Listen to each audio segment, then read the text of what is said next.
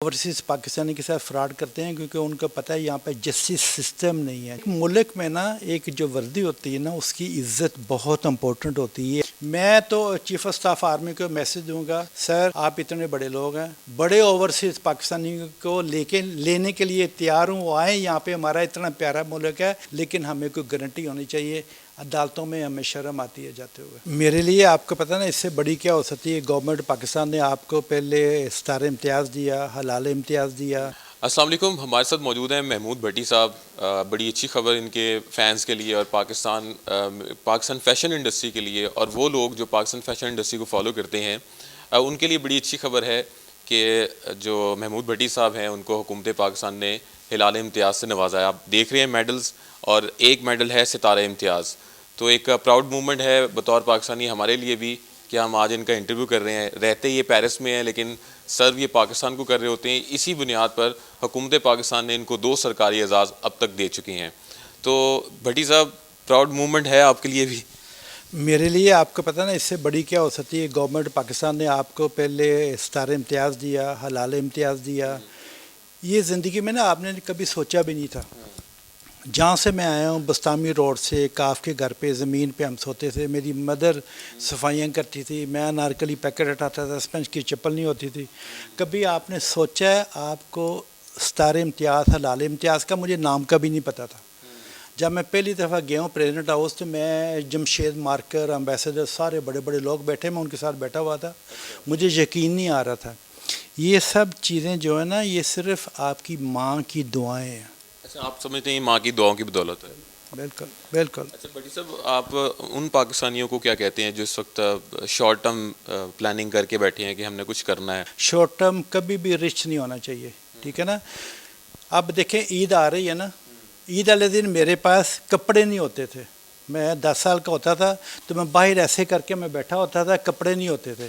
تو میں لوگوں کو دیکھ رہا ہوں وہ مسجد میں جا رہے ہیں اچھے کپڑے پہن کے, تو میں کہتا ہوتا تھا اوہ کوئی بات نہیں, میرے پاس بھی ایک دن پیسے ہوئے نا تو میں نے بھی اچھے کپڑے پہننے. اللہ نے مجھے فیشن میں ڈال دیا پکڑ کے. تو اس لیے نا آدمی محنت کرے, بازو کبھی نیچے نہیں کرنے چاہیے. یہ زندگی میں اپ ڈاؤن ہوتی رہتی ہے, لائف چینج ہوتی رہتی ہے. اچھا بھٹی صاحب, اتنا سرو کر لیا پاکستان کو, کسی چیز کا افسوس بھی ہے؟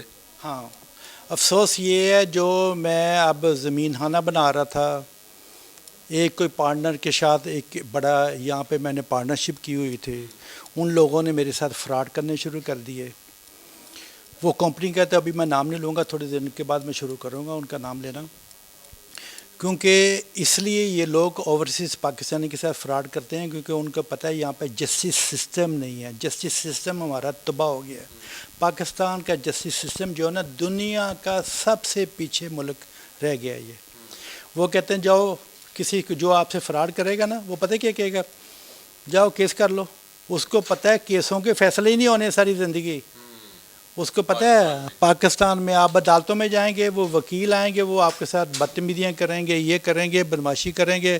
اور جج بیچاری عورت بیٹھی ہوگی, وہ اٹھ کے کمرے میں چلے جائے گی, وہ ڈرے گی ان سے اور کوئی فیصلہ ہی نہیں کرے گا. اور دوسرا جو وکیل ہے, جی میں بڑا لائر ہوں.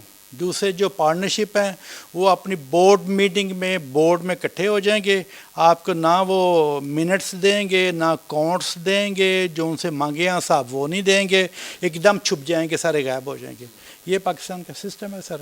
اچھا بھٹی صاحب, آرمی چیف کے نام کوئی پیغام آپ کا, کیونکہ نو ڈاؤٹ آپ نے پاکستان کو سرو کیا ہے اور فوج جو ہے وہ بھی پاکستان کو سرو کر رہی ہے, تو آرمی چیف حافظ عاصم منیر صاحب کے نام کیا پیغام ہے آپ کا؟ میں ان کو یہ کہوں گا, دیکھیں ہمارا اتنا بڑا ملک ہے, آپ تو خیر ماشاءاللہ آرمی جو ہے نا ان کی وجہ سے ہم زندہ ہیں کیونکہ بارڈروں پہ چیزوں پہ وہ کرتے ہیں. ایک ملک میں نا ایک جو وردی ہوتی ہے نا اس کی عزت بہت امپورٹنٹ ہوتی ہے. یہ ہم لوگ باہر جا کے سیکھتے ہیں. ایک چھوٹا سا سپاہی ہے نا, اس نے وردی پہنی, اس کو بھی آدمی پریزیڈنٹ اس کے ساتھ کچھ نہیں کر سکتا, اس کی عزت کرتے ہیں, ٹھیک ہے نا. تو جو چیف جسٹس ہوتا ہے نا اس کی ہم لوگ عزت کرتے ہیں. چیف جسٹس نے جج, ایک عام جج کی عزت کرتے ہیں, عام پولیس والوں کی عزت کرتے ہیں. وہاں پہ چیزیں چلتی ہیں ایسے, یہاں پہ چیزیں چلتی ہیں ایسے, ٹھیک ہے نا. میں تو چیف آف سٹاف آرمی کو میسج دوں گا, سر آپ اتنے بڑے لوگ ہیں, میں نے اتنی بڑی انویسٹمنٹ یہاں پہ کی ہوئی ہے, میں اور لے کے آنے کے لیے تیار ہوں. बड़े ओवरसीज़ पाकिस्तानियों को लेने के लिए तैयार हूँ, वो आएँ यहाँ पे, हमारा इतना प्यारा मुल्क है, ये छोटे छोटे बच्चे हैं, इनके लिए हम कुछ मिल के काम करें, लेकिन हमें कोई गारंटी होनी चाहिए।